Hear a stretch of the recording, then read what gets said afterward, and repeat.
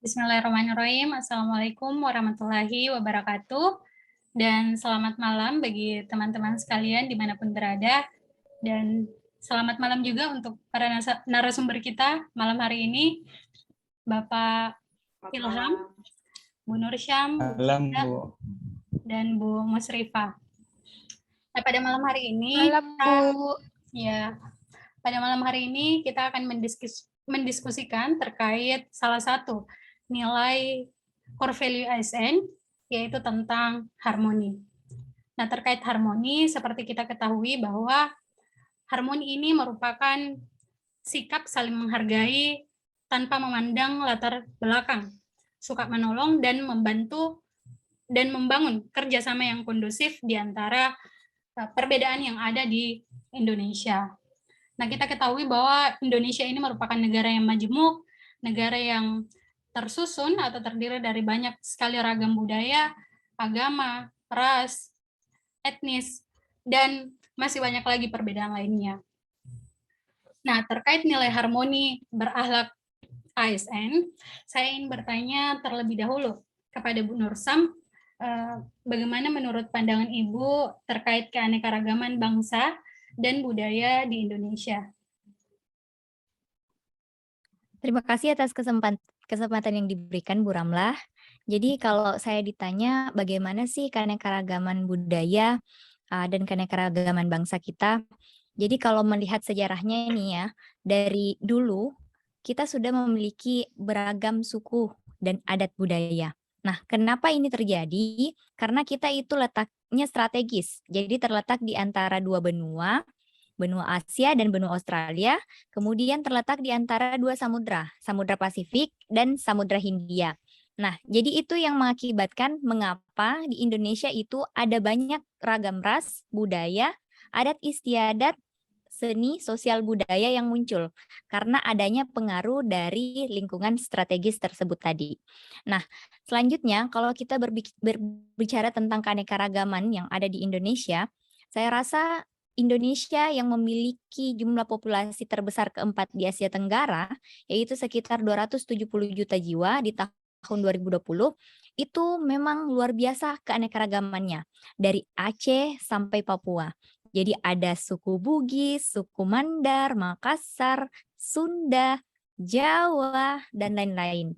Jadi ada banyak sekali keanekaragaman budaya di situ. Bukan hanya budaya, tapi juga agama. Kita ada beberapa agama di Indonesia, termasuk diantaranya agama Islam, Kristen, Protestan, Katolik, dan sebagainya. Nah, untuk menghargai semua suku yang berbeda dan keanekaragaman agama yang berbeda, maka tentunya diperlukan sikap harmonis. Nah, itulah tujuan dari kita mempelajari aspek core value ASN harmonis pada malam hari ini. Begitu tanggapan saya, Bu Ramlah. Terima kasih.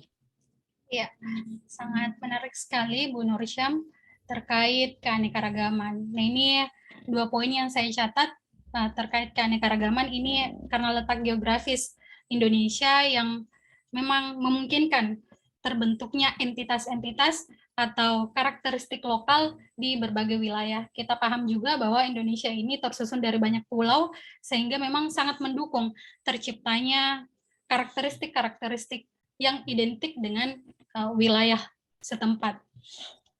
Iya, ada satu lagi yang perlu kita ingat bersama, Bu Ramlah, bahwa ada semboyan yang terkenal di negara kita, yaitu Bhinneka Tunggal Ika.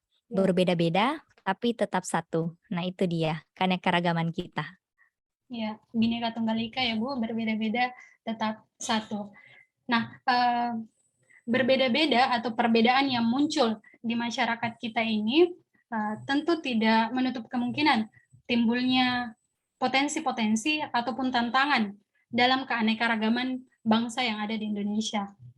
Nah, menurut Bu Syida, kira-kira bagaimana pandangan Ibu terkait potensi dan tantangan dalam keanekaragaman bangsa Indonesia? Oke, terima kasih atas kesempatan yang diberikan kepada saya, Bu Ramlah. Mengenai tantangan yang akan kita hadapi di Indonesia, seperti tadi yang sudah dijelaskan oleh Bu Ana, bahwa kan Indonesia itu beraneka ragam, memiliki banyak suku bangsa, ada suku Bugis, Mandar, suku Makassar, dan lain sebagainya. Tentu dengan banyaknya keanekaragaman, maka akan banyak perbedaan. Nah, perbedaan-perbedaan ini tentu akan bisa menimbulkan konflik. Nah, di mana salah satu di antaranya konflik yang bisa timbul, yang pertama itu adalah konflik antar suku, di mana terjadi pertentangan antara suku yang satu dengan suku yang lainnya. Karena kan setiap suku itu memiliki adat istiadat yang berbeda, memiliki budaya yang berbeda, kemudian sistem kekerabatan yang berbeda juga. Nah, pemahaman yang keliru terhadap perbedaan ini itu bisa menimbulkan konflik antar suku. Selain itu, kita juga di Indonesia memiliki banyak agama. Itu kalau nggak salah, ya secara konstitusi ada 6 agama ya yang diakui di Indonesia. Nah, perbedaan agama ini juga bisa menimbulkan konflik nih. Baik itu antar kelompok beragama ataupun antara agama yang satu dengan agama yang lainnya. Ya, kita sering mendengar isu itu di berita televisi ya. Selain itu, bisa juga konflik antar ras, di mana kan ada yang berkulit putih, ada yang berkulit sawo matang, ada yang berkulit gelap, gitu. Nah, perbedaan ras ini juga bisa menimbulkan konflik karena sifat rasisme yang dimiliki oleh individu itu sendiri. Dan yang terakhir, menurut saya konflik yang bisa timbul itu adalah konflik antar golongan, yaitu pertentangan antara kelompok golongan yang satu dengan golongan yang lainnya, seperti halnya konflik partai politik. Nah, itu antara golongan partai A dengan partai B, apalagi kalau mau dekat-dekat pemilu itu saling sikutnya Masya Allah sekali ya. Ya, mungkin itu perbedaan-perbedaan yang bisa ditimbulkan atau yang bisa menimbulkan konflik untuk di Indonesia sendiri karena keanekaragamannya. Ya, jadi masalah ya Bu, masalah konflik baik di antara umat beragama, masalah politik, segmentasi kelompok dengan budaya yang berbeda, terbentuknya struktur sosial. Nah, ini menimbulkan konflik-konflik di antar kelompok. Iya benar. Nah, ini mungkin ada sedikit tambahan juga, permasalahan keragaman ini juga bisa menimbulkan ya masalah diskriminasi, yang mana penilaian yang tidak seimbang terhadap suatu kelompok tertentu. Nah, ini juga tentu harusnya bisa diminimalisir ya. Nah, terkait dampak dari konflik-konflik yang timbul tadi, tentu muncul ya dampak yang timbul di masyarakat. Nah, menurut Pak Ilham, kira-kira dampak yang ditimbulkan dari konflik-konflik yang disebutkan dari Bu Sida tadi kira-kira bagaimana? Mohon tanggapannya Pak Ilham, silakan. Baik, makasih Mbak Ramla ya terkait dengan dampak konflik ya. Kalau kita tarik ya ke dalam dunia kerja, memang konflik ini sangat berdampak terutama dalam pekerjaan. Yang pertama adalah pekerjaan menjadi terbengkalai. Kenapa menjadi terbengkalai ya, Bu Ramla ya?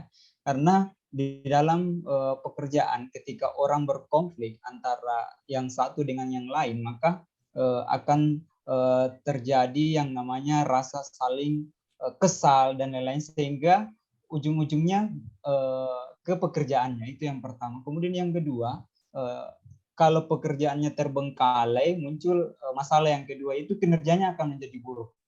Jadi kinerjanya akan menjadi buruk, bahkan pegawai tersebut tidak bekerja karena faktor konflik itu. Sehingga ya mengakibatkan masalah yang ketiga, apa itu adalah layanan kepada masyarakat tidak optimal.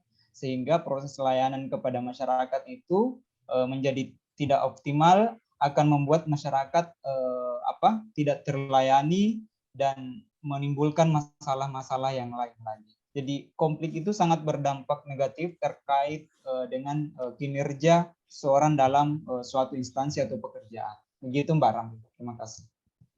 Ya, jadi ada beberapa poin ya yang tadi saya tangkap terkait dampak konflik yang timbul di masyarakat ini. Nah, tadi ada suasana bekerja dan lingkungan yang tidak nyaman, kemudian pekerjaan yang terbengkalai, dan kinerja buruk, serta layanan kepada masyarakat yang tidak optimal. Nah, untuk mengatasi dampak konflik ini, kira-kira menurut Bu Musrifa, penerapan nilai harmonis dalam lingkungan kerja seperti apa yang bisa kita lakukan untuk mewujudkan nilai core value harmoni? Kepada Bu Musrifa, saya persilakan. Ya, baik. Terima kasih, Bu Ramla. Jadi tentu kita sebagai ASN memiliki peran penting untuk mewujudkan lingkungan yang harmonis. Nah, apa saja peran kita sebagai ASN untuk mewujudkan hal tersebut? Yang pertama, kita sebagai ASN tentunya harus bersikap netral dan adil, di mana netral ini itu kita tidak memihak kepada salah satu kelompok atau golongan yang ada. Sedangkan adil itu berarti kita melaksanakan tugas tidak diskriminatif dan harus objektif, jujur, serta transparan. Kita juga bisa mengayomi kepentingan kelompok-kelompok minoritas, tidak membuat kebijakan dan peraturan yang mendiskriminasi keberadaan kelompok-kelompok tertentu. Selanjutnya, kita juga bisa memiliki sikap toleran atas perbedaan. Artinya, seperti tadi yang dijelaskan oleh Ibu Rasida dan Ibu Nursyam bahwa kita itu berada di negara yang memiliki keanekaragaman, sehingga kita harus menjunjung tinggi nilai toleran atas perbedaan. Selanjutnya, kita juga memiliki tugas dan kewajiban yang suka menolong baik kepada pengguna layanan, juga membantu kolega-kolega kita yang membutuhkan pertolongan. Dan yang terakhir tentunya peran kita sebagai ASN untuk mewujudkan lingkungan yang harmonis itu, kita harus menjadi figur dan teladan di lingkungan masyarakat. Tentunya di sini figur yang baik, jangan sampai kita sebagai ASN justru memberikan contoh-contoh yang kurang baik di lingkungan masyarakat. Mungkin begitu, Bu Ramlah. Ya, sangat menarik ya Bu Musrifa terkait sikap kita untuk mewujudkan lingkungan yang harmonis. Nah, tadi ada beberapa poin yang saya catat, yaitu netral dan adil, kemudian toleran atas perbedaan di antara masyarakat, dan suka menolong bagi siapapun yang membutuhkan pertolongan kita. Nah, seperti kita ketahui bahwa salah satu strategi transformasi pengelolaan ASN menuju pemerintahan berkelas dunia atau yang sering dikenal dengan World Class Government. Nah, pemerintah telah meluncurkan core value nilai-nilai dasar ASN berakhlak, salah satunya adalah nilai harmoni. Dengan branding bangga melayani bangsa. Saya rasa itu tadi diskusi singkat kita terkait nilai harmoni. Semoga apa yang kita diskusikan pada malam hari ini bisa memberikan banyak manfaat kepada teman-teman sekalian. Dan saya ucapkan permohonan maaf jika terdapat salah kata ataupun ucapan yang kurang berkenan di hati Bapak Ibu. Saya tutup. Wabillahi taufiq wal hidayah. Wassalamualaikum warahmatullahi wabarakatuh. Dan sampai jumpa di diskusi-diskusi berikutnya. Bangga melayani bangsa. Waalaikumsalam warahmatullahi Waalaikumsalam wabarakatuh. warahmatullahi wabarakatuh.